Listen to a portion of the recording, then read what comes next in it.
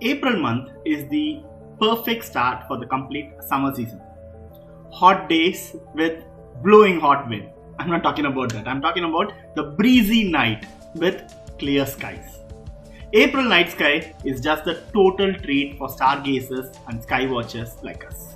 Now, let's look at the events happening in April date-wise, so that after a whole hard working day, we energize ourselves by enjoying the night sky.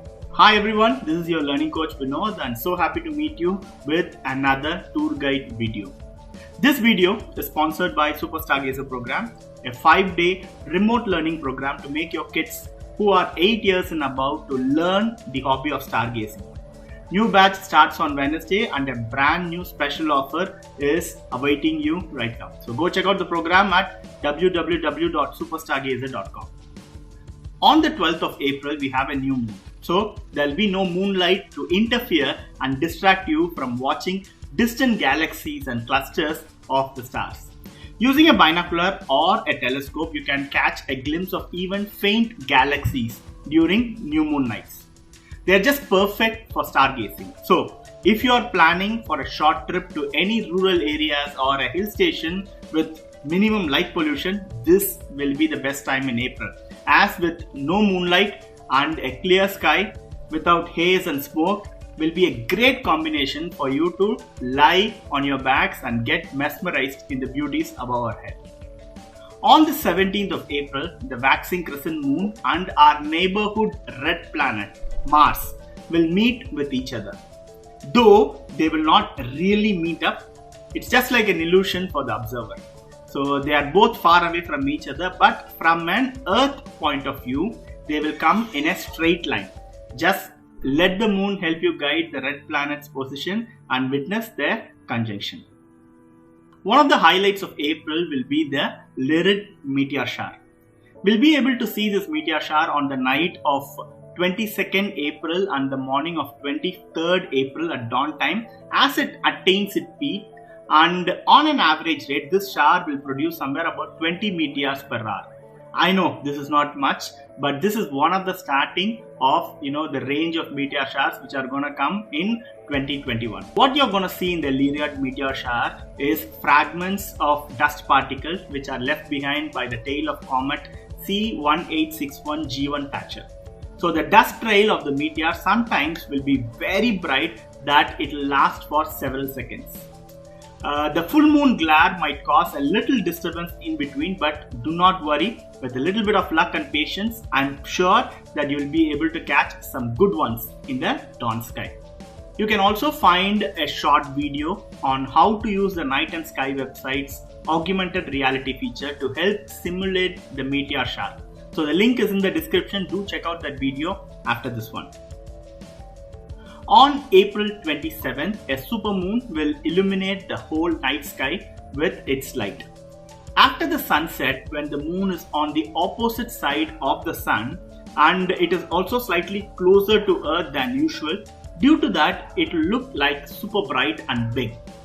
This supermoon in April, due to its size and color, this has been given various names such as pink moon, sprouting grass moon, egg moon, growing moon, and in some places it's also called as the fish moon.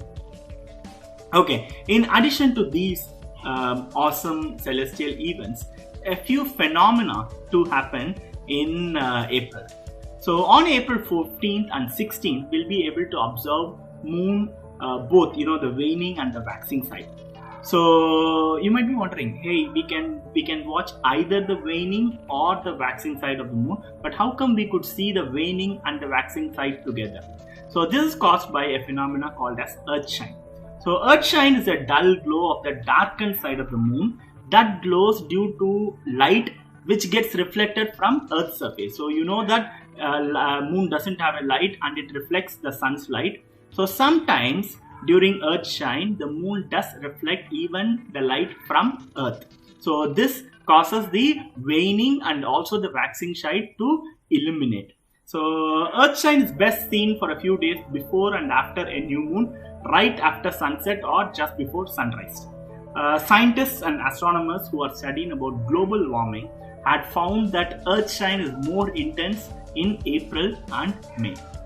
If you want to see Jupiter and Saturn in the morning sky, then April 5th, 6th, 7th, 8th, the dawn period is the best time. Jupiter and Saturn will remain somewhat closer to each other in April month, and the best period to watch them is, remember, the pre-dawn time. In the whole of April month, Mars will be like, am I the only one? As it will be brighter in the whole night sky. So there also will be the conjunction between the crescent moon and Saturn on April 6th in the pre-dawn sky.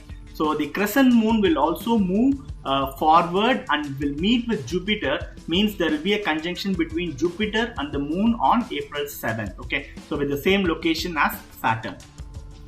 After events and different phenomena, so let's keep track of the space missions which are planned for April 2021.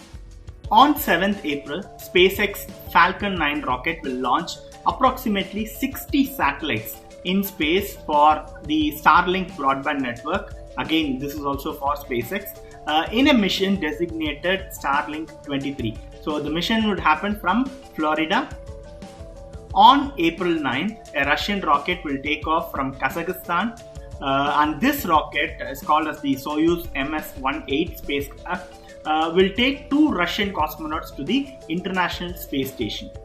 On April 15, the International Space Station's Expedition 65 will kickstart when the Russian cosmonaut commander of the International Space Station, Expedition 64, would hand over the command of the station to NASA astronaut Shannon Walker, so who was launched to space in the recent SpaceX Crew 1 mission.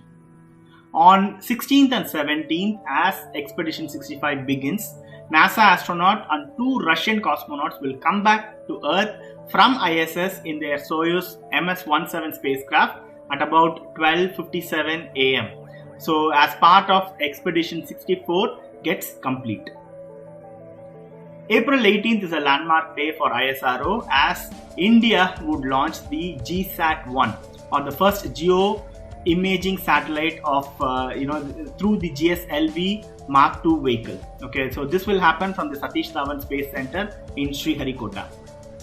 On April 19th, so designated spacecraft VV-18, a joint venture from Arianespace Vega rocket, which is co-jointly developed by Italian Space Agency and European Space Agency, will launch the Pleiades Neo-1 Earth observation satellite.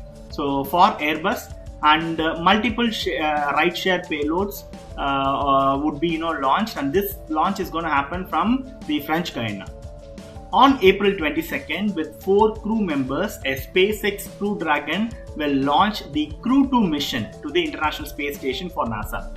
So this launch will also will take off from Florida. On the 29th of April, a Chinese Long March 5B rocket will launch Tiny-1, the core module of the Chinese space station, into low Earth orbit. So this will take off from the Wenchang Space Launch Center in China's Hainan province. So remember, this launch was supposed to happen in March. So due to the COVID restrictions, this launch had been postponed to happen on April 29th. So note down these events and missions in your calendar. Take out your binoculars, set the place and witness them as more as possible. As the summer is set and schools are closing down, so it's time to ramp up your skills through summer camps. If you are interested in learning more about space science and astronomy in a fun, interesting and an immersive environment, so do check out our programs. The link for the programs are given in the description. We are also glad to launch the student-created Astropedia magazine in the mid of this month, and have also opened a brand new science fiction writing challenge for kids. So do check out all these details in the description, and see you soon in another video. Until then, thank you, and signing off is your learning coach Vinod Kumar.